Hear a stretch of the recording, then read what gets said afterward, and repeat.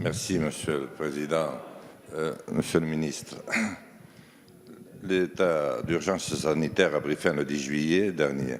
Des mesures de restriction ou de fermeture touchent toujours des établissements des discothèques, malgré les efforts fournis par ces derniers pour se mettre au niveau des exigences des mesures sanitaires. Leurs propriétaires, depuis 7 mois, attendent la reprise de leur activité et ont travaillé sur un protocole à mettre en place aussi bien et aussi strict que les restaurants, bars, salles de cinéma et de spectacle.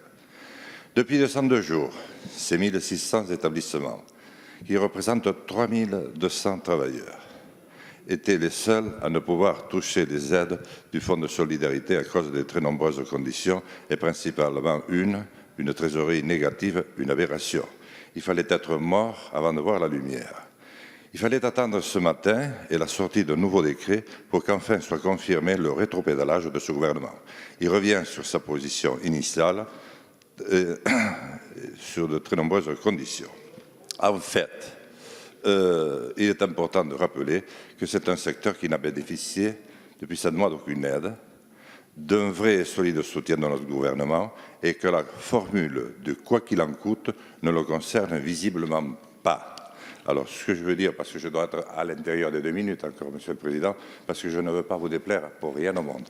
Donc, je voulais dire quand même que une boîte de nuit, c'est une boîte de nuit. Une discothèque, c'est une discothèque. Mais vous et moi qui avons joué au rugby, moi j'ai encore 3 fils qui jouent, quand c'est un ruck qui dure un quart d'heure, ils sont quand même bouche contre bouche, peau contre peau, sueur contre sueur. Une arrivée au sommet du Tour de France, vous voyez, ils se touchent, plus que dans une boîte de nuit. Et dans le métro. Et en plus, les boîtes de nuit, je l'ai appris, ont mis en place les silencieux. Oh, moi, j'ai eu peur quand j'ai entendu ça, les silencieux. Eh bien, les silencieux, c'est ceux qui raccompagnent. Allez, parce que, mon cher David, vous allez voir, non, mais après, je suis calme. Et mon cher David, quand vous avez réussi à trouver une compagne en boîte de nuit, vous êtes silencieux, vous êtes content. Mais si vous n'avez pas réussi, vous faites du bruit et il faut des silencieux pour vous faire taire. Voilà.